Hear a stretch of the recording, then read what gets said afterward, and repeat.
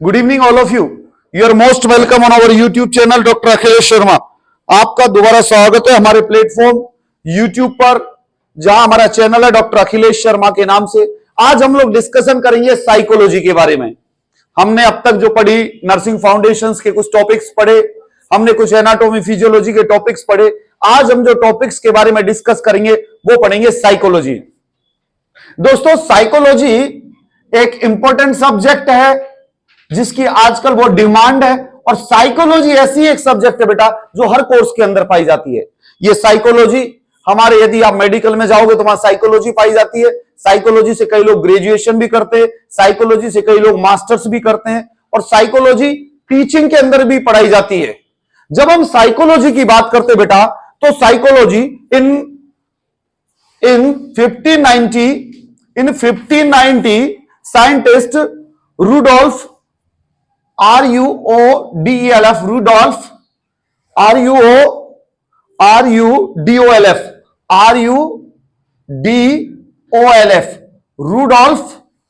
Rudolph Gockel, GOCKEL, Rudolf Gockel नाम का एक साइंटिस्ट था जिसने की जो ये साइकोलॉजी है इसको डिराइव्ड किया। Psychology is made of A Greek word. इसका मतलब बनाया बेटा साइकी एंड लोगोस। ये दो शब्दों से मिलके हमारी साइकोलॉजी बनी हुई है। ये एक ग्रीक वर्ड है। जब हम इसकी बात करते हैं कि साइकी है क्या चीज है, तो साइकी मीन्स होता है सोल। साइकी मीन्स होता है सोल या स्पिरिट। सोल मीन्स आत्मा, और लोगस मीन्स होता है बेटा study of. Study of means अध्ययन करना। किसका? सोल का, स्पिरिट का, अंदर की आत्मा का स्टडी करना। मीन्स सबसे पहले रूडोल्फ गोकेल ने 1590 के अंदर यह कहा, भैया psychology is the study of the soul. Psychology क्या है बेटा? Study of the soul. ये हमारे 1590 के दौरान ये हमारे कहा जाता था 1590 में कि psychology is the study of the soul. In 1890 William James नाम का एक साइंटिस्ट आया। इस विलियम जेम्स ने क्या करा कि सोल की जगह साइकी का मतलब माइंड से दे दिया। Means study of the mind. मेरे हिसाब से psychology is the study of mind is the correct answer. Study of the mind means study of the behaviour and the mental processes. उसके बाद में क्लिफोर्ड मॉर्गन नाम के एक साइंटिस्ट आए। उन्होंने साइकोलॉजी को बोला science of the human and animal behaviour. Psychology को मींस एक बिहेवियर की स्टडी करने वाला सब्जेक्ट बताया। तो बेटा कहने का मतलब यह कि जब हम साइकोलॉजी के बारे में पढ़ते हैं तो psychology is the study of the mind.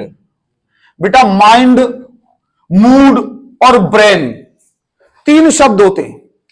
कौन कौन से शब्द होते बेटा? एक तो होता है माइंड, एक होता है मूड, और एक होता है brain. Brain means brain is the anatomical structure, ANATOMI, anatomical structure. Brain क्या बेटा? Anatomical structure. मूड क्या? Feelings. Mood can be good और बैड। अरे आपका मूड खराब हो सकता है, मूड अच्छा हो सकता है, तो मूड क्या हुआ? फीलिंग्स। और माइंड क्या? Functions of brain. Functions of brain को क्या बोलते हैं बेटा? माइंड। आपका माइंड का फंक्शन कैसे कर रहा है उसको क्या बोलते हैं बेटा? माइंड बोलते हैं। आपके ब्रेन के कैसे फंक्शन है? फंक्शन का means memory, judgement, attention, concentration, intelligence. ये आपके ब्रेन के फंक्शंस है। इन नॉर्मल फंक्शंस की स्टडी करना ही साइकोलॉजी कहलाता है। तो कई बार आपने कई बार ये तो नहीं बोला होगा मेरा माइंड खराब है, आपने यही बोला है मेरा मूड खराब है, मेरी ब्रेन खराब है, ये नहीं बोला होगा। मीन्स माइंड, मूड और ब्रेन का ये वर्ड समझ में आया। अब psychology is science. Psychology science कैसे है? साइकोलॉजी साइंस का मतलब क्या होता है? जहां पर फैक्ट्स क्लियर होते हैं। Psychology deals with a group of related facts principles pertaining to a particular subject. Science का मतलब क्या होता है बेटा कि किसी चीज के बारे में उसके पर्टिकुलर प्रिंसिपल्स होते हैं, पर्टिकुलर सब्जेक्ट के बारे में उसकी नॉलेज होती है और उसके प्रिंसिपल्स होते हैं और फैक्ट्स होते हैं। साइंस मींस यदि ये फैक्ट्स ये नहीं, यदि हम किसी चीज को ऊपर से गिराएंगे तो ग्रेविटी के कारण नीचे जाएगा, तो ये फैक्ट है, ट्रूथ है और प्रिंसिपल्स है ग्रेविटी का। तो ऐसे ही हमारी साइकोलॉजी के अंदर, psychology is science because it is also having a principles related to their particular subject. It's searching of the truth. Psychology हमेशा ट्रूथ को सर्च करती है। Science is build upon some basic principle and laws. हमेशा science कुछ laws और basic principles पे depend होती है। जैसे मेंडल का लॉ था तो हमारी साइंस के अंदर ही पढ़ा जाता है। अब साइकोलॉजी और साइंस क्यों है? Psychology as a science deals systematically with human behaviour. Psychology को साइंस क्यों बोला जाता है? क्योंकि साइकोलॉजी भी सिस्टमेटिकली हमारे माइंड को डील्स करती है, बिहेवियर को डील्स करती है। Human motives, feelings, emotions, thoughts and actions. देखो शब्दों का मतलब समझो। Human behaviour, human motives, motives means कुछ पाने की इच्छा है कि मेरा मोटिव ये, मेरा गोल ये है। फीलिंग्स, इमोशंस, ये सब हमारे साइकोलॉजी के बेस पर डिपेंड करते हैं बेटा। Psychology establishes the underlying laws and principles of behaviour. Underlying laws and principles of behaviour means हमारा बिहेवियर हर कंडीशन और सर्कमस्टांसेस पे डिपेंड करता है। साइकोलॉजी ने बताया कि यदि ऐसा एटमॉस्फेयर आप उसको देंगे तो उसका behaviour can be change. If someone is died in some family, if your standing is there, then you will not dance, you will not laugh. आप हंसेंगे नहीं यदि आप किसी मौत में जा रहे। तो इसने बोला कि जैसा एटमॉस्फेयर देते हैं उसके कुछ बेसिक सिद्धांत होते हैं, उसके अकॉर्डिंग ही हमारा बिहेवियर होता है। यदि हम कहीं मौत में जाते तो हम चुपचाप खड़े हो जाते हैं शांति से, और यदि कहीं हम जश्न में जाते हैं तो हम चिल्लाते, नाचते, गाते, हेपे फुर्रे करते। Psychology is having a laws and principles of the behaviour. Behaviour means हमारा बिहेवियर नॉर्मल और एबनॉर्मल साइकोलॉजी के बेस पर होता है। कि चोरी करना पाप है, इट्स रॉन्ग बिहेवियर, और रिवार्ड गेन करना पॉजिटिव बिहेवियर है। कुछ लॉज एंड प्रिंसिपल्स बनाए हुए हैं कि इन प्रिंसिपल्स के बेस पे ये बिहेवियर एबनॉर्मल होता है, ये बिहेवियर नॉर्मल होता है। एग्जांपल, हमारे यहां दूल्हा और दुल्हन दोनों की शादी होती है, दुल्हन दूल्हे के घर पे आती है। ये थोड़ी है कि दूल्हा दुल्हन के घर पे जा रहा है। कहीं होने लग गया हो तो ठीक है, लेकिन नहीं होता है basically. Because some behavior is having some laws and principles in our society. हमारे समाज के अंदर कुछ लॉज और सिद्धांत है जिनके बेस पर हमारा बिहेवियर निर्भर करता है। Methods of psychology involve the collection of data और facts pertaining to behaviour by means of scientific methods of experimentation and objective methods such as observation. Psychology क्या बात करती है बेटा? दो शब्द इसके अंदर आए, methods of experimentation and objective methods और ऑब्जर्वेशन। बिहेवियर को स्टडी करना is not a single day task.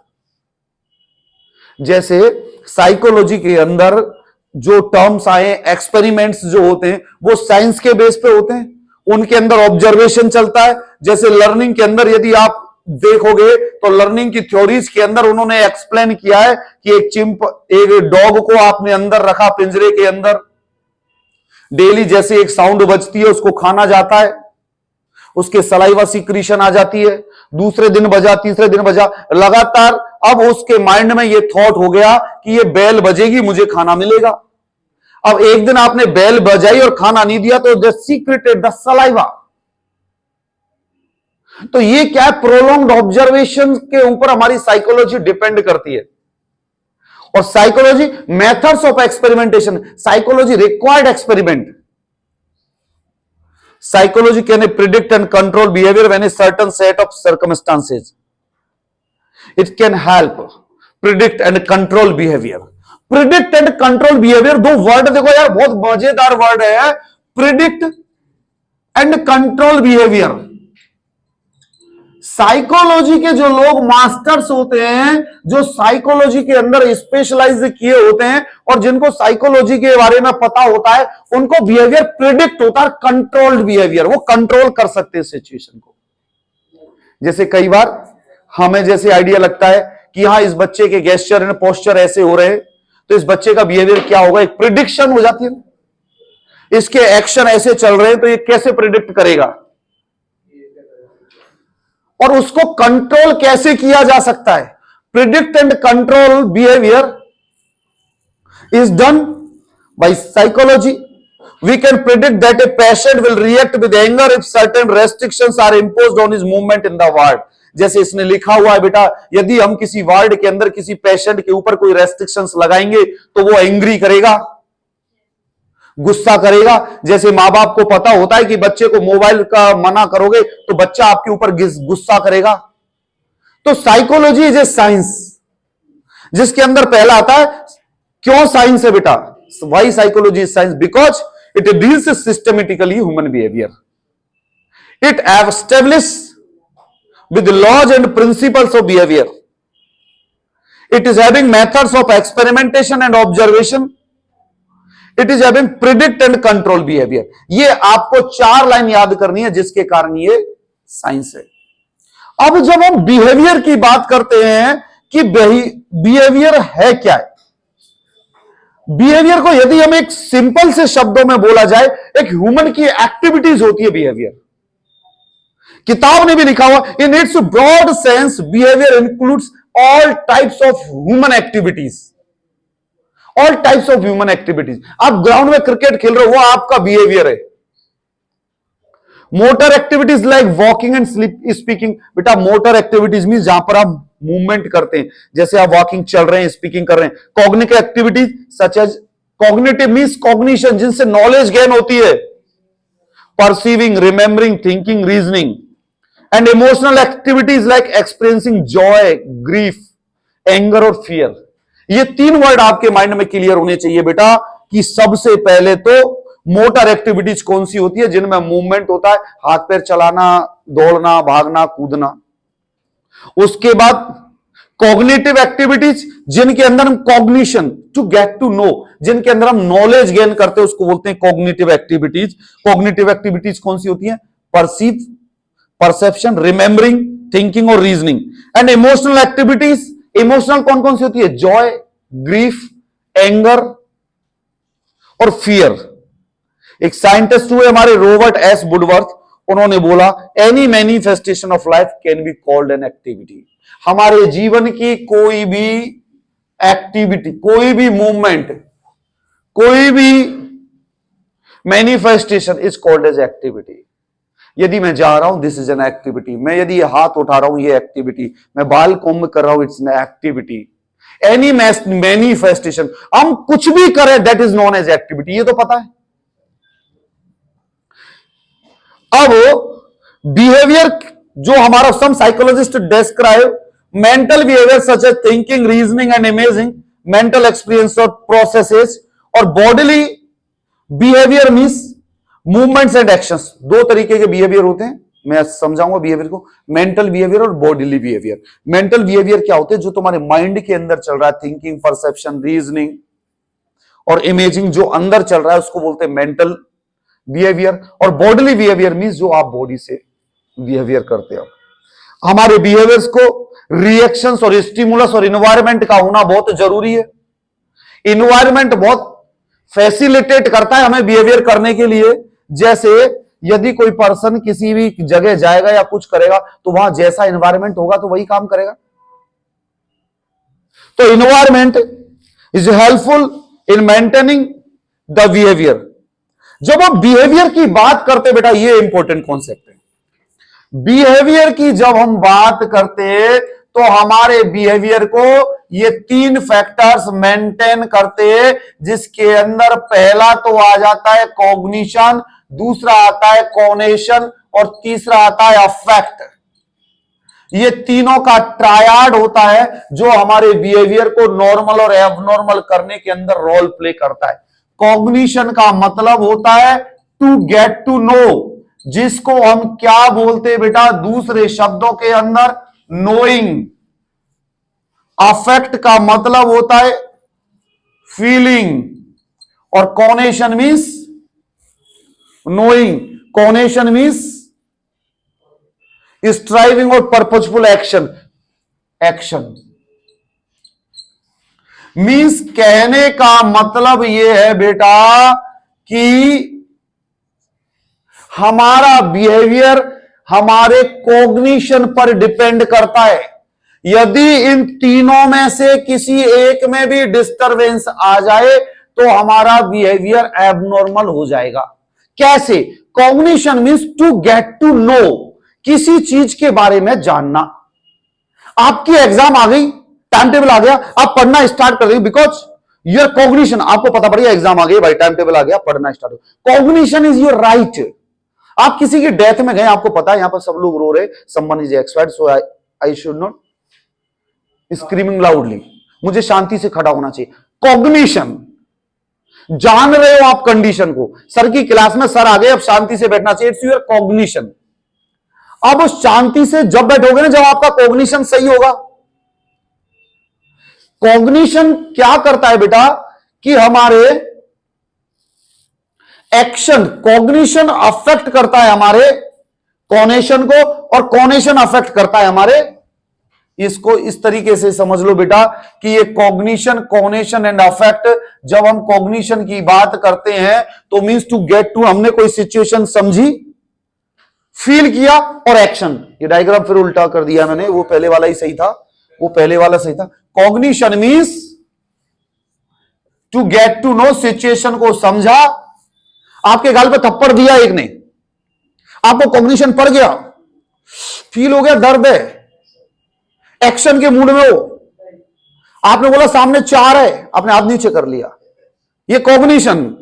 Cognition ने बोला चार है, ठोके जाओगे, एक ही खा लो चुपचाप, ये आपका कॉग्निशन राइट था। और यदि कॉग्निशन रॉन्ग होता, तुम कहते नहीं एक दिया इसमें, तुम मारो तो तुम और ठोके जाते। कॉग्निशन, इफ इन तीनों का बेटा सुनो, अब जो मेन इंपॉर्टेंट, कॉग्निशन, कॉनेशन और अफेक्ट, इन तीनों का यदि बैलेंस होता है तो बिहेवियर हमारा नॉर्मल होगा। बिहेवियर हमारा क्या होगा बेटा? नॉर्मल। और यदि इन दोनों का इम्बैलेंस हो जाए तो हमारा बिहेवियर एबनॉर्मल हो जाएगा। यदि आपका कॉग्निशन खराब हो जाए, या आपका कॉनेशन खराब हो जाए, या आपकी फीलिंग्स खराब हो जाए। कॉग्निशन, एक लड़की आई सामने, तुमने मुस्कुराया, लड़की ने भी स्माइल दी, आपने कहा ओ क्लियर है। आपके अंदर फीलिंग्स आई, ओ लविंग फीलिंग्स आई, आपको एक्शन करना है, आप बुके लाए, फ्लावर लाए, चॉकलेट लाए, डेयरी मिल्क लाए, पान का बीड़ा लाए, कुछ भी लाए, आपने ऑफर किया। तो cognition, conation and affect. Cognition means to get to know, situation को समझना ही कॉग्निशन कहलाता है बेटा। और ये कॉग्निशन आपके अंदर अफेक्ट करते हैं और उसके बेस पे हमारा एक्शन होता है। Action is the last step of the behaviour. इन तीनों के अंदर यदि इम्बैलेंस हो जाता है तो हमारा बिहेवियर एबनॉर्मल होगा, और यदि ये तीनों बैलेंस में है तो हमारा बिहेवियर नॉर्मल होगा। आप मेरे क्लास में आने से पहले दो बच्चे आपस में बदमाशी कर रहे थे, मैं क्लास में आया, क्लास में आते ही शांत हो गए, मीन्स उन्होंने कॉग्निशन तुरंत काम करा, सर आ गए, अफेक्ट शांत हो गए, एक्शन दूर दूर हो जाओ। तो कॉग्निशन, अफेक्ट, कॉनेशन समझ में आया। Behaviour is a matter of gradual growth and development from infancy to maturity. हमारा जो बिहेवियर है इन्फेंट से लेकर मैच्योरिटी तक चेंज होता रहता है बेटा। इन तीनों में से किसी एक में भी गड़बड़ी आ गई ना तो आपका बिहेवियर एबनॉर्मल हो जाएगा। आपके सुनो, आपके आगे पिताजी, कॉग्निशन पापा आ गए, फीलिंग्स हो गई पापा को प्यार करना है, और वहां पे आप एक्शन कर रहे हो, ओ पापा आ गए, पापा आ गए, नाचो पापा आ गए, तो फिर एक्शन गलत है ना ये। तो कॉग्निशन, इन तीनों के अंदर बैलेंस होना चाहिए। आपका बिहेवियर एबनॉर्मल हो जाएगा यदि इन तीनों के अंदर गड़बड़ी हो गई तो। किसी एक एलिमेंट में भी गड़बड़ी हुई, हमारी साइकोलॉजी ये कह रही है कि यदि किसी पर्सन के अंदर कॉग्निशन, कोनेशन एंड अफेक्ट यदि बैलेंस में है तो उसका बिहेवियर नॉर्मल होगा, और यदि इन तीनों के अंदर किसी भी एक फैक्टर के अंदर एबनॉर्मल सी है तो उसका बिहेवियर एबनॉर्मल हो जाएगा। हमारा behaviour infancy to childhood, adulthood और ओल्ड एज तक बदलता रहता है। हम बचपन में थे तो हमें मां का प्यार चाहिए था, बाद में दोस्तों का प्यार चाहिए था, जब एडल्टहुड हो गई, शादी हो गई तो पत्नी का प्यार चाहिए था, उसके बाद में जब ओल्ड एज आ जाती है फिर बच्चों का प्यार चाहिए। बिहेवियर, जब आप छोटे थे तो मां की गोद के अंदर लेटते थे, थोड़े से बड़े हुए आप क्रॉलिंग करने लगे, उसके बाद थोड़े से बड़े हुए आप दोस्त के साथ भागने लगे, उसके बाद बॉल खोलने लगे, जिद करने लगे, उसके बाद स्कूल जाने लगे, फिर दोस्तों के संग पीयर ग्रुप में बनाने लगे, फिर आप सीपी जाने लगे, सीपी के बाद आप बाहर घूमने लगे, फिर आप कॉलेज पहुंच गए, फिर शादी हो गई। बिहेवियर चेंज होता रहता है ना। अभी आप यंग एज में वो ठीक है, but when you will become as a father and mother, your behaviour will be change. आप दोस्तों के संग नहीं, और कहां जा रहा है, गरमा के थोड़ी करोगे। जो लैंग्वेज आप अपने फ्रेंड सर्किल के बीच में यूज कर रहे हो, यदि आपके अंदर मॉरलिटी है तो वो घर के अंदर थोड़ी यूज करोगे आप। तो behaviour is the ever changing process of our life in every stages of growth and development. Change होता रहता टाइम टू टाइम, कंडीशन के हिसाब से चेंज होता रहता है। अभी मैं बैठा हूं, आपका बिहेवियर अलग है, मेरी जगह कोई सुंदर सी मैडम पढ़ाने आ जाएगी, अच्छा बिहेवियर हो जाएगा, चेंज हो जाएगा तुरंत। बुरी कहेगा अभी लेके आया हूं मूंगफली, लो खाओ, गजक भी आएगी, रेबड़ी भी आएगी। ये behaviour is a sudden changes, environment, behaviour environment. मैं क्लास ले रहा हूं, क्लास के अंदर अलग इन्वायरमेंट में मेरा बिहेवियर अलग है। If I will go with my wife in somewhere, then my behaviour will be different. तो बिहेवियर चेंज होता रहता है। उसके बाद तो कॉग्निटिव, कॉग्निटिव एंड अफेक्टिव, और स्टिमुलस और इंडिविजुअल और इन्वायरमेंट हमारे बिहेवियर को अफेक्ट करता है। जब भी तो कहते हैं बेटा environment should be healthy, stimulus मौजूद नहीं होना चाहिए, स्टिमुलस कहीं मौजूद नहीं होना चाहिए। जैसे कई बार होता ना, मुझे इस चीज से तनाव होता है, इस चीज से टेंशन आती है, मेरे को ये चीज नहीं करना, और वो यदि एनवायरनमेंट में मौजूद नहीं हो तो बंदा रिलैक्स रहेगा। लेकिन कई ऐसे दुश्मन होते हैं, तू फिर सामने आ गया, मुझे फिर गुस्सा आ रही है यार, फिर गुस्सा आ रही है उनको। तो स्टिमुलस, इन्वायरमेंट बहुत इफेक्ट करता है बेटा। हमारा जो आजकल जो मेंटल इलनेसेस का जो क्राइटेरिया बढ़ा हुआ है, why mental illnesses are common rather than the diabetes, माइटिस, why? Because of environment only. Environment is not supportive for anyone. एक घर के अंदर दो भाई रहते हैं, बड़ा भाई भी सोचता है मेरा छोटा भाई दब के रहे, छोटा सोता है बड़ा दब के रहे, लड़की यूं दब के रहती है, घर में बताती नहीं है पापा को जाके कि मेरे साथ ये हुआ ये हुआ। No environment is cooperative in family. I am not discussing about the society and about the country, I am discussing about the single unit in single family. Wife भी मन में कुछ छुपा के चल रही है, पति भी मन में कुछ छुपा के चल रहा है, सब जिंदगी जिए जा रहे छुपा छुपा के। तो ये क्या है? ये मेंटल इलनेसेस पैदा करती है चीजें आगे जाके। तो बिहेवियर समझ में आया? बिहेवियर के अंदर ये ट्रायड है जो कि नॉर्मल और एबनॉर्मल बिहेवियर को बताता है। नॉर्मल बिहेवियर, बेटा मेरी बात सुनना, हमारा नॉर्मल बिहेवियर किन किन के ऊपर डिपेंड करता है? हमारा नॉर्मल बिहेवियर हमारे सोसाइटी के ऊपर डिपेंड करता है। कई लोग, कई क्वेश्चंस मैंने पूछा ना कि कई लोग ये बोलते हैं सर हम नॉनवेज खाते हैं, बताइए इसके बारे में क्या व्यू है। तो according to some condition, if some belongs to such type of families, they are using the food as a non-veg, that's their normal pattern. But if I am Brahmin और I am using non-veg at my home, that is abnormal for me. Like if someone is died in the Hindu family, यदि कोई मर जाता है तो जोर जोर से चिल्लाना होता है, शाम को घर में खाना नहीं बनता है और रोते हैं लोग ज्यादा। But if you will go in some Christian and educated families, they will not weep and cry more and more, they are having emotions, they are having tears in their eyes, but they will not cry like Hindus. They will serve you tea and biscuit.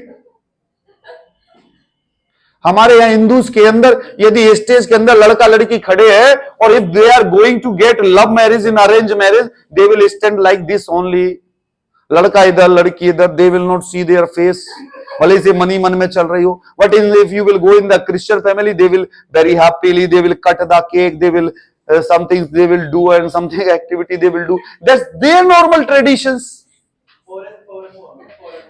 It's our normal traditions.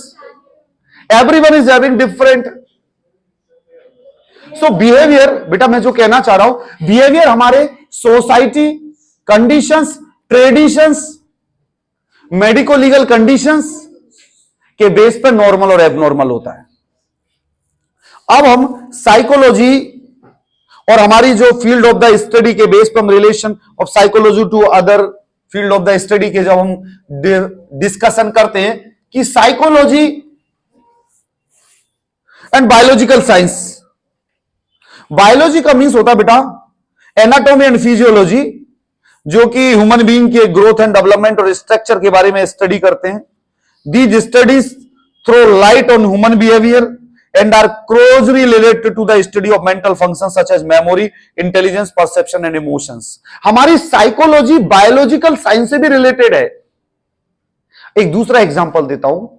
Biological means structure of brain, anatomy physiology से भी related है हमारी psychology. यदि किसी person की यदि brain की structure या ब्रेन का कोई भी ऑर्गन यदि खराब है या कंट्रोल में नहीं है, तो हमारी साइकोलॉजी उसकी कैसे सही होगी. Psychology is related to sociology. मैंने बोला था ना, psychology is the study of the behaviour and behaviour is depend on the social customs and traditions. हमारी सोसाइटी के अंदर, if we are from the rural families, हमारी सोसाइटी के अंदर शॉर्ट ड्रेसेस नहीं पहनी जाती, नॉट अलाउड, चाहे वो मेल हो या फीमेल हो. But if you will go in Goa on the beach, CP में तो मुझे नहीं दिखाई दिया, गोवा की बात कर लो, Goa, then you will find out everyone is having short dresses. Aunty भी शॉर्ट ड्रेस पहनेगी, अंकल दिलवा के लाएंगे, चलो आज आप भी पहनो. That's their normal pattern. तो psychology and sociology is related. Sociology means our behaviour is depend on our society norms and traditions. Psychology बोलती है सोसाइटी के बिहेवियर के बारे में भी पता होना चाहिए ना. Psychology and philosophy. Philosophy means study of the universal mind and establish ultimate और यूनिवर्सल प्रिंसिपल्स. माइंड एक यूनिवर्स है. फिलोसफी दर्शन शास्त्र. माइंड क्या है, माइंड का कल्टीवेशन क्या है, दुनिया क्या, प्रकृति क्या, नेचर क्या है, ये सब हमारे साइकोलॉजी के रिलेटेड है. साइकोलॉजी एंड साइकेट्री, ये तो भैया दोनों रिलेटेड ही है. Psychology is the study of the normal functions of the mind brain and psychiatry is the abnormal functions of the mental function, abnormal functions of mind. Abnormal functions की study करना psychiatry कहलाता है और normal functions की study करना psychology कहलाता है. Psychology means thinking के बारे में पढ़ना, बेटा समझना, थिंकिंग के बारे में पढ़ना साइकोलॉजी कहलाता है. और यदि थिंकिंग के disorders, flight of ideas, delusion के बारे में पढ़े तो ये साइकेट्री कहलाता है. तो पहले नॉर्मल बिहेवियर का हमें पता होगा, जब भी तो हम एबनॉर्मल बिहेवियर के बारे में डिस्कशन करेंगे. अब कई लोग पूछते हैं साइकोलॉजी क्यों रखी है. अरे साइकोलॉजी इस कारण रखी है, एज ए नर्स हमें पता होना चाहिए कि पेशेंट की साइकोलॉजी क्या क्या कंडीशन और क्या उसका मेंटल स्टेटस है. साइकोलॉजी बहुत जरूरी है किसी पेशेंट को एक्सप्लेन करने के लिए, एक पेशेंट के हेल्थ स्टेटस और मेंटल फंक्शंस को इंप्रूव करने के लिए. आजकल लोग साइकोलॉजिकली डिप्राइव्ड हो गए. डिप्राइव्ड मींस यदि यंग लड़का और लड़की, बहन भैया भी जा रहे तो उसको सोचेंगे ओए जा रहे. आप क्या सोचेंगे बताओ. आज से 10 साल के पहले साइकोलॉजी सोचो, one young girl and boy is going, everyone will think they are brother and sister, but now it is they will think they are girlfriend and boyfriend. They are going to move and enjoy. See, this is the deterioration of thinking. Psychology normal functions को, mind को, psychology के अंदर क्या हो रहा है, normal functions की study करना. आजकल साइकोलॉजी हमारे घर के अंदर, लोगों के अंदर कितना गुस्सा भरा हुआ है. थोड़ी सी गाड़ी, हर छोटी सी चीज पे गुस्सा कर रहे हैं. हर छोटी सी चीज पे एंग्री, जेलस। तो ये साइकोलॉजी हमारी साइकेट्री से रिलेटेड है। नाउ स्कोप ऑफ साइकोलॉजी, जब हम साइकोलॉजी के स्कोप की बात करते हैं तो सबसे पहले फील्ड ऑफ प्योर साइकोलॉजी की बात करते हैं हम। ब्रांचेज या स्कोप ऑफ साइकोलॉजी की जब बात आती है बेटा, तो मैं आपको बता दूं कि स्कोप ऑफ साइकोलॉजी को दो पार्ट में डिवाइड किया गया है। दो पार्ट में डिवाइड करने का यह तरीका है बेटा, दो पार्ट में जो ये टेबल है इसके अंदर ये डिवाइड किया गया है। साइकोलॉजी को दो पार्ट में डिवाइड किया गया है, जनरल साइकोलॉजी और applied psychology. General psychology means आप साइकोलॉजी को कैसे अलग करेंगे। तो सबसे पहले प्योर साइकोलॉजी, इस प्योर साइकोलॉजी के अंदर जब हम बात करते बेटा तो एक वर्ड आता है जनरल साइकोलॉजी, जनरल साइकोलॉजी। जो दूसरा जो हमारा वर्ड आता है बेटा कंपैरेटिव या एनिमल साइकोलॉजी। दूसरे में क्या हो गया बेटा, कंपैरेटिव या एनिमल साइकोलॉजी।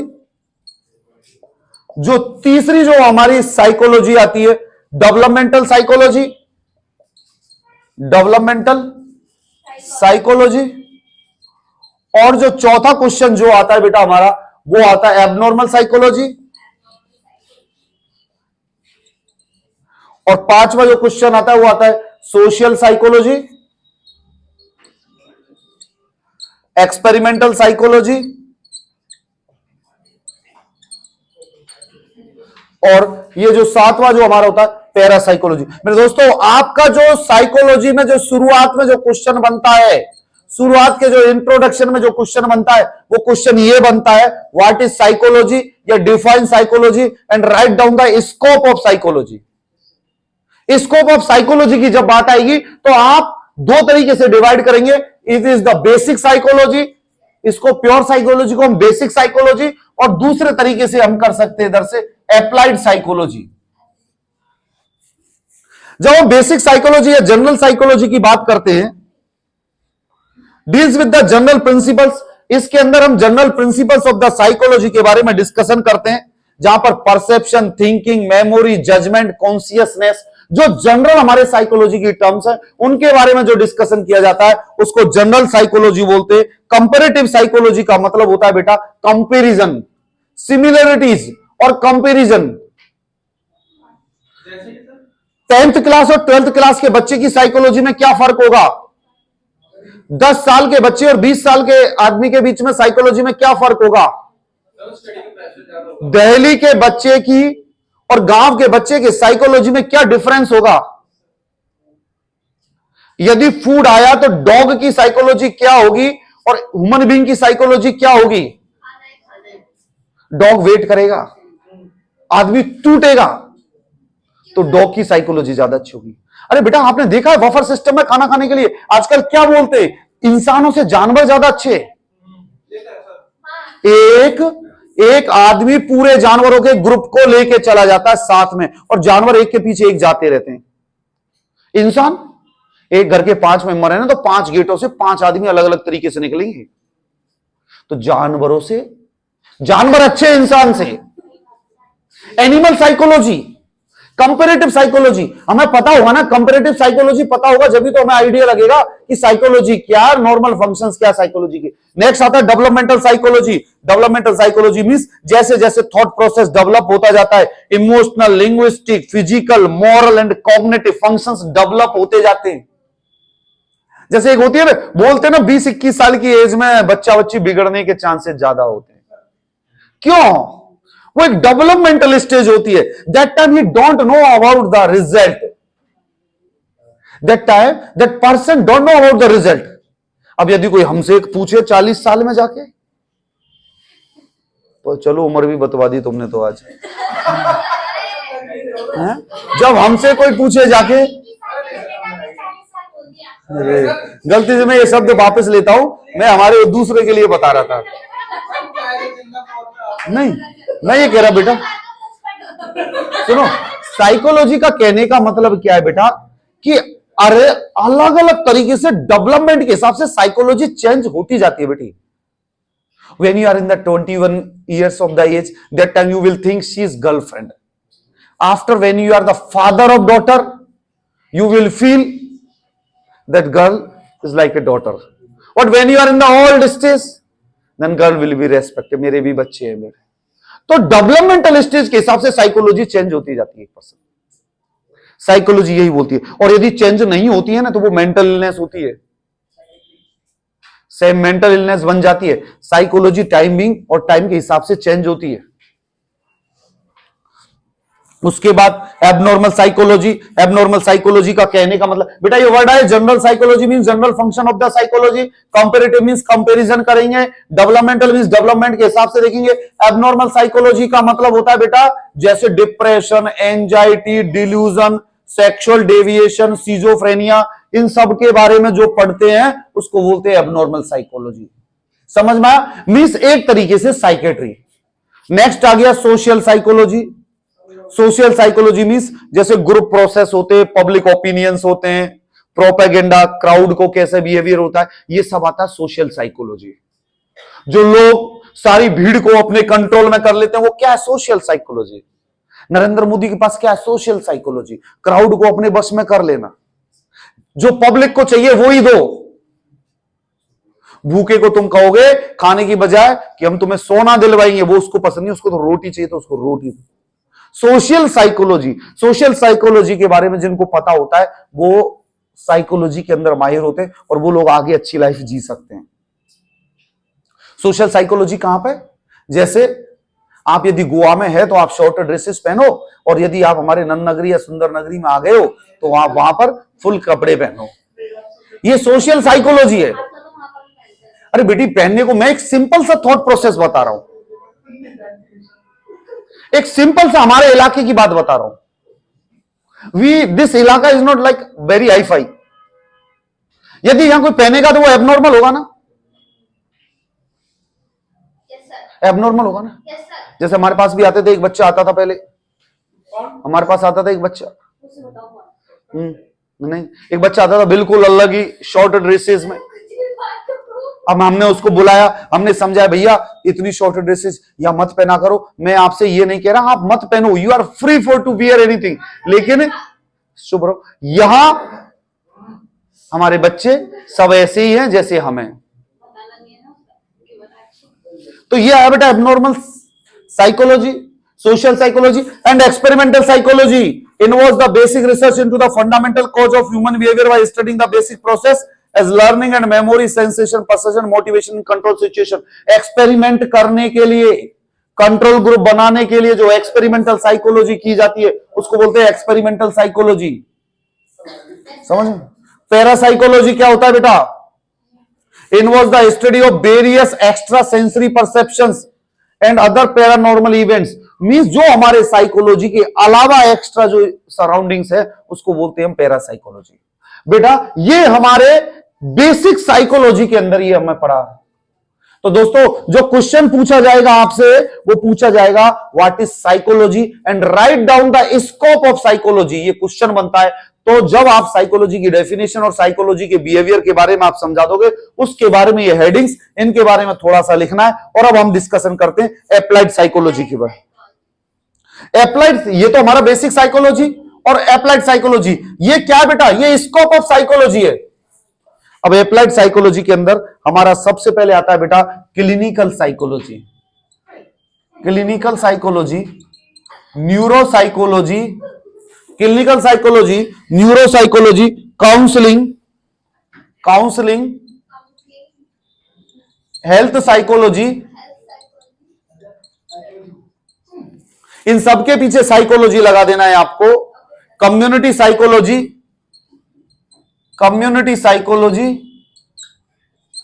उसके अलावा एजुकेशनल साइकोलॉजी,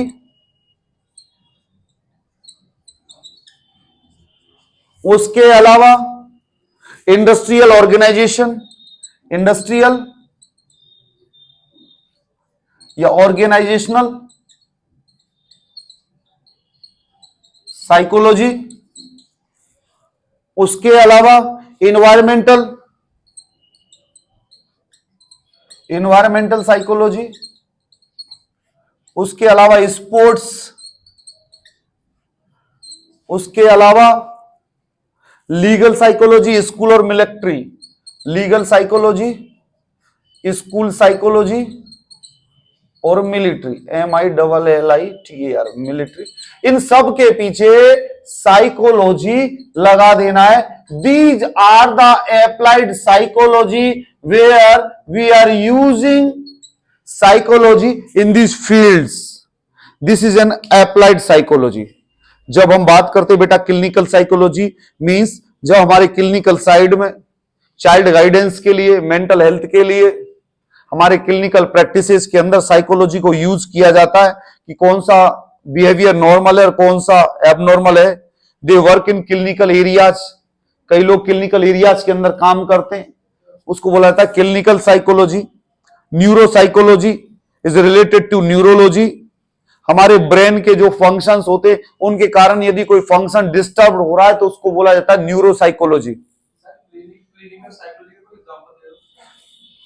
बेटा मेरी बात से, क्लिनिकल साइकोलॉजी का मतलब ये होता है जैसे हॉस्पिटल के अंदर जो साइकोलॉजिस्ट होता है, क्लिनिकल साइकोलॉजी मींस हम हमारे पेशेंट की, क्लिनिकल साइकोलॉजिस्ट एक पोस्ट होती है, वो क्लिनिकल साइकोलॉजी क्या होता है, हमारे हॉस्पिटल के अंदर वो बैठता है और पेशेंट्स की साइकोलॉजी का असेसमेंट करता है। Means clinical psychology means we will evaluate the patient condition in the hospital setting. जो प्रैक्टिस करे, अरे डॉक्टर दवाई लिखता है, क्लिनिकल साइकोलॉजी के अंदर हम पेशेंट की साइकोलॉजी को अंडरस्टैंड करेंगे, क्लिनिकल के दौरान उसका एग्जामिनेशन करेंगे, उसके बिहेवियर को असेस करेंगे। ये होता है बेटा clinical psychology. Neuro psychology means जो related to the brain disorder and neuro function, जो हमारे साइकोलॉजिकल डिसऑर्डर हो जाते हैं उसको बोलते हैं न्यूरो साइकोलॉजी। एक होता है काउंसलिंग। काउंसलिंग आपको पता है, resolve the personal and social issues of a person और ए मेंटल पर्सन। किसी पर्सन के पर्सनल और सोशल इश्यूज को सॉल्व करने के लिए काउंसलिंग दी जाती है। हेल्थ साइकोलॉजी, हेल्थ से रिलेटेड कि ये कितने कॉन्शियस है कि नहीं है, हेल्थ प्रैक्टिसेस के अंदर ये यूज कर रहे कि नहीं कर रहे। हेल्थ मींस यही नहीं है, हेल्थ मेंटल हेल्थ हो रहा भी बहुत जरूरी है। साइकोलॉजी मींस इनके नॉर्मल फंक्शंस है कि नहीं है, concern with the psychology of healthy behaviour, वो हेल्दी बिहेवियर कर रहे नहीं कर रहे। हमारे यहां इंडिया के अंदर गवर्नमेंट का करोड़ों का बजट तो इसमें चले जाता है कि शौच के बाद हाथ धोना है। टीवी पे एडवर्टाइजमेंट आता है शौच के बाद हाथ धोना है, और उसमें विपक्षी वाले बोले नहीं हम तो नहीं धोएंगे, चाटेंगे। हमारा सिस्टम है ये।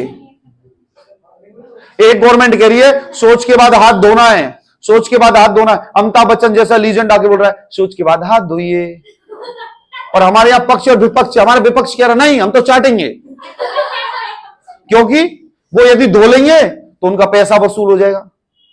तो ये क्या है, ये सब साइकोलॉजी है। तो हमारी साइकोलॉजिकल पुअर है, तो health psychology means health practices, और जो हेल्थी बिहेवियर को एडॉप्ट कर सके ऐसी प्रैक्टिस करते हैं कि नहीं करते लोग। कम्युनिटी साइकोलॉजी, एक पर्टिकुलर कम्युनिटी के इलाके की जो साइकोलॉजी होती है उसके बारे में असेस करना। जैसे नॉर्मली हमारे आदिवासी है, जैसे अंडमान के अंदर हम जब आदिवासी इलाकों के अंदर गए तो वहां उनकी साइकोलॉजी अलग है, वहां उनका रहन सहन अलग है, उनका थॉट प्रोसेस अलग है। उनको झोपड़ के कहीं भी पेड़ पत्तों के बीच में रहना है, न्यूड रहना है, उनको दुनिया के बारे में कोई फिलोसफी उनको पता नहीं है, जंगल से उन्हें प्यार है, तो वो लोग हैं। ये क्या हुआ, कम्युनिटी साइकोलॉजी। अलग अलग लेवल के अलग अलग प्रोसेस होते। कई बार ये होता है कि हम बड़ी हाई क्लास सोसाइटी में चले जाते हैं, उनकी साइकोलॉजी, अब मैं बता रहा हूं ना वो एग्जांपल, अरबाज खान ने नई शादी कर ली और उसकी बड़ी वो, अब हमारे पापा के बारे में ऐसा सोच सकते हो तुम अपने पिताजी के बारे में? हाँ, वो दंगल की हीरोइन, और हमारे यहाँ पे वो आमिर खान भाई साहब की पहली बीवी आई हुई है। सुनो, आमिर खान की पहली बीवी आई हुई है जो बेचारी ऊपर जाने का टिकट ले चुकी है, और दूसरी बीवी भी आई हुई है, और तीनों बीवियों के संग बड़े प्यार से खड़े हुए हैं। यहां तीनों तो आदमी को फाड़ दे यदि एक के अलावा दूसरा करे, क्योंकि हमारी तो सोच ही वही है। हमारा तो नाम ले लो। मैं वहां चाय पी गया, भाभी जी ने बड़ी खुश होकर चाय पिलाई, इतना ही कह दो बस। कलेश तैयार। अरे मेरी नहीं, मैं तो कॉमन पीपल की बात कर रहा हूं यार। तो कम्युनिटी साइकोलॉजी बहुत जरूरी है। साइकोलॉजी के बारे में समझना बहुत जरूरी है। ये community psychology means community participation, community के लोगों का थॉट प्रोसेस, ये जानना बहुत जरूरी है। कई कम्युनिटी कहती है we will not use the contraceptive methods, we are interested to procreation, they are having childrens, that their customs and traditions. वो community part means community means उनकी साइकोलॉजी ऐसी सेट है, एक की साइकोलॉजी ऐसी सेट है, एक हो गया बहुत है भाई, बंद कर दो, दूसरे के लिए नहीं। तो everyone is having different different psychology, different different thought process. Educational psychology, educational psychology means education के अंदर आप कहां यूज कर रहे हो, क्या यूज कर रहे हो, बच्चों के लिए क्या यूज करवाना है, कौन सी टेक्निक आ रही है। आजकल बच्चों को गेम के जरिए पढ़ाया जा रहा है, एबेकस से गणित समझाई जा रही है, ये क्या है, ये एजुकेशनल टेक्नोलॉजी और एजुकेशनल साइकोलॉजी।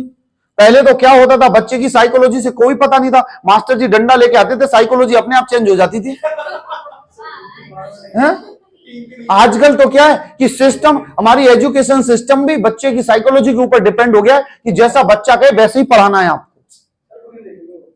उसके बाद इंडस्ट्रियल और ऑर्गेनाइजेशनल साइकोलॉजी, जैसे लिखा हुआ बेटा इसमें, understand the process of teaching and learning and explore the base of improving of these methods. आपको इंप्रूव करना इन मेथड्स को कि आप कैसे पढ़ाएं। अब मैं पढ़ा रहा हूं, कितने मजे से पढ़ रहे, तुम भी हंस रहे हो, मैं हंस रहा हूं। पहले के टीचर की क्लास में से कोई हंस सकते थे उस जमाने में? नो, इतने में तो आपके फायरिंग हो जाती। नेक्स्ट हुआ industrial psychology and organisational psychology means एक इंडस्ट्रीज के अंदर क्या चल रहा है, उन लोगों का थॉट प्रोसेस क्या, वो किस साइकोलॉजी को अडॉप्ट कर रहे हैं और उनके फंक्शंस क्या, क्या परफॉर्मेंस करना है। यदि उनके परफॉर्मेंस को इंप्रूव करना है, यदि उनके परफॉर्मेंस को इंप्रूव करना है तो as a health care professional हमें पता होना चाहिए इंडस्ट्रियल साइकोलॉजी और ऑर्गेनाइजेशनल साइकोलॉजी क्या होती है। इंडस्ट्रीज के अंदर यदि लोग डिवोटेड नहीं है तो वो ग्रो कैसे करेगी? 4 बजे की ड्यूटी पे 3 बजे भाग के आ जाएंगे तो वो इंडस्ट्री ग्रो कैसे करेगी? तो इंडस्ट्रियल और ऑर्गेनाइजेशनल साइकोलॉजी के अलग अलग तरीके होते हैं जो भी हमें समझना चाहिए। नेक्स्ट एनवायरमेंटल साइकोलॉजी, एनवायरमेंट के बेस पे साइकोलॉजी डिपेंड करती है। गर्मियां हो गई तो बाहर घूमो, सबको ज्ञान पेलते चलो, बढ़िया खुश रहो। सर्दी आ गई, अंदर घुस जाओ चुपचाप, माहौल देख लो, सामने वाले फायरिंग ज्यादा करता है तो ज्यादा साइकोलॉजी नहीं लगानी। तो आपका एनवायरमेंटल साइकोलॉजी मींस आपके एनवायरमेंट के बेस पे आपकी साइकोलॉजी अफेक्ट होती है। एक कंज्यूमर साइकोलॉजी भी आती है इसके अंदर। कंज्यूमर, बड़ी बड़ी जो कंपनियां, बड़े बड़े ऑर्गेनाइजेशन कंज्यूमर की साइकोलॉजी को समझ रहे हैं, इनको क्या चाहिए, रेडी टू ईट। दाल के लिए पानी गर्म करो, पाउच डालो, दाल बन गई। आ रहा है ना, दलिया भी आ गया। वो क्या हो रहा है, साइकोलॉजी को समझ गए ना, इन लोगों को यही चाहिए अट्रैक्ट करने के लिए, रेडी टू ईट। पहले जाता था होटल पे खाने के लिए, अब जोमेटो ने कहा तुम मत आओ, हम ही आ जाते हैं। स्विगी, ये कर क्या रहे बेटा, ये कर क्या रहे हैं, ये आपकी कंज्यूमर साइकोलॉजी को यूज कर रहे हैं कि ये कंज्यूमर की, अरे बेटा ये डिस्काउंट देते हैं, ये करते हैं, इतना इतना, वो क्या अपनी जेब से लगा देते, कोई बिजनेसमैन नहीं लगाता। ये कंज्यूमर की साइकोलॉजी को सेट करते हैं कि 1+1 कर दो तो हमारे मिडिल क्लास के लोग, हम जैसे उठ के चले जाएंगे फटाफट। लिवाइस पे कब एक जीन्स के साथ एक जीन्स आ रहा है, कुछ नहीं, पुराना माल दे दे भाई, पीछे बस पट्टी पे लिवाइस लिखना चाहिए। तो ये क्या, कंज्यूमर साइकोलॉजी, ये कंज्यूमर साइकोलॉजी होती। नॉर्मली आयुर्वेद, ऑर्गेनिक फूड्स, आपने पहले सोचा है कि कभी ऑर्गेनिक फूड्स, आरओ और ये वाटर, और इनका पहले के लोग क्या 100-100 साल ही जीते? जब से ये आए ना तो 60-60 साल जीने लग गई पब्लिक, और जल्दी मर रही है जब से सिस्टम आए। पहले का आदमी नल का खुला करके पानी पीता था, नाले का भी पी जाए ना तो भी 100 साल जी जाता था। अरे वो हो क्या गया, कंज्यूमर साइकोलॉजी सेट कर दी। वो सेट क्या कर दी, पानी स्वच्छ आरओ से मिलना है, आपके माइंड में हो गया। मैंने बोला बहन जी नल का पानी पी लो, बोलो नहीं, पेट में गुड़गुड़ गुड़गुड़ होती है, क्योंकि इनके माइंड में ये सेट है आरओ का पानी प्योर फिट है। एक कॉपर का एक थोड़ा सा वायर लगा दिया, बोला कॉपर वाला आरओ है ये तो। पहले तो पानी के आरओ ने सारे मिनरल्स निकाल दिए और फिर मिनरल का पाउच डाल के वो दोबारा मिनरल डाल के तुम्हें दे रहा है, लो बेटा। अरे पानी के नेचुरल मिनरल निकाले पहले तो आरओ ने फिल्टर कर दिया उसको, और फिर अलग से उसमें एक पाउच डला हुआ है जो वो दोबारा मिनरल निकाल रहा है। माइंड सेट कर दिया ना। घर में घुसते तो सबसे पहले आरओ होना चाहिए साहब, है? क्या पहले के लोग जिंदा नहीं थे बिना आरओ के? पहले के लोग सरवाइव नहीं थे क्या? रेडी टू ईट, ये दाल चाहे कैसी भी बॉइल्ड करके मसाले फसाले डाल के तुरंत डालो, ये लो जी। क्या पहले खाना नहीं बनता था? पहले के राजा महाराजाओं के पास ये रेडी टू ईट और ये जोमेटो फोमेटो थोड़ी जाते थे कि महाराज जी ने जोमेटो से खाना मंगवाया है, चलो जहां पना हम आ गए। ये इज्जा पिज्जा थोड़ी आते थे, वही मसाले सब कुछ रहते थे और बढ़िया स्वादिष्ट खाना रहता था, लोग जीते थे। ये क्या किया है? कंज्यूमर साइकोलॉजी, कि हमारे कंज्यूमर को क्या चाहिए। दूध पे 1 रुपए छोड़ दो और उसमें भली से चाहे कुछ डाल दो तो 1 रुपए सस्ते के चक्कर में कंज्यूमर भागता हुआ आएगा। उसके बाद sports psychology. Sports psychology is a newly developing field है। Psychological and mental factors influence a participation and performance in the sports. Sports के अंदर जितने भी बच्चे खेलते हैं करते हैं वो मेंटली वीक हो जाते हैं, प्रॉब्लम्स आती है, तो उस दौरान साइकोलॉजिकल और या साइकोलॉजिस्ट की जरूरत होती है उन्हें सपोर्ट करने की। 2 बार मैच में 0-0 पे बोल्ड हो गए तो तीसरे बंदे कहेगा हे भगवान आज निकल जाए, ठीक है, वरना आदमी डिप्रेस्ड हो जाएगा। तो स्पोर्ट्स साइकोलॉजी एक नया फील्ड आया है। लीगल साइकोलॉजी, कानूनन साइकोलॉजी। कई लोग कानून लड़ते लड़ते कानूनी पेचीदों में परेशान हो जाते हैं, स्ट्रेस में चले जाते हैं, एंजाइटी चले जाते हैं, तो उन कंडीशन में उनको लीगल साइकोलॉजी एक फैक्टर है जहां पर हमारा स्कोप आ रहा है साइकेट्री का, कि लीगल साइकोलॉजी, स्कूल साइकोलॉजी, बच्चों की साइकोलॉजी को समझना बहुत जरूरी है।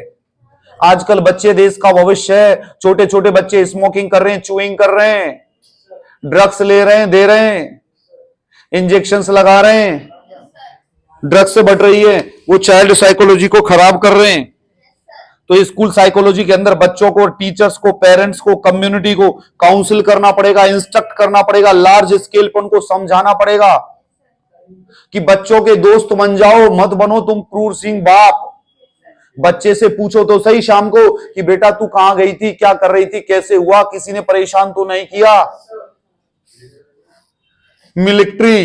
मिलिट्री के अंदर नौकरी करते करते कई लोग मेंटली स्ट्रेस में हो जाते हैं, टेंशन में हो जाते हैं, तो वहां साइकोलॉजिस्ट की जरूरत होती है, साइकोलॉजी की जरूरत होती है कि वो उन्हें सपोर्ट करें और उनके बिहेवियर को हेल्दी बनाएं। तो बेटा ये हमारे साइकोलॉजी के स्कोप थे जो हमने पढ़े। कौन कौन से स्कोप थे बेटा? सबसे पहले तो हमारा field pure psychology means basic psychology के अंदर general psychology, comparative animal psychology, biological psychology, developmental psychology, abnormal psychology, social psychology और experimental psychology and parapsychology. Applied psychology के अंदर clinical psychology, neuro psychology, counselling, health psychology, community psychology, educational psychology, industrial and organizational, consumer, environmental, sports, legal, school और military. ये हमारी scope of psychology थे। अब हम discussion करते हैं psychology relevance to nursing. Psychology relevance to nursing. तो आपको थोड़ी देर बैठना पड़ेगा, 10 से 15 मिनट में हम लोग ये क्लियर कर देंगे। साइकोलॉजी रिलीवेंस अभी करते हैं? नहीं, ओके चलो ब्रेक दे देते। We will continue after 10 break. Thank you so much, bye bye, take care. आप हमारी वीडियो सब्सक्राइब करें, शेयर करें, दोस्तों को बताएं। Thank you so much.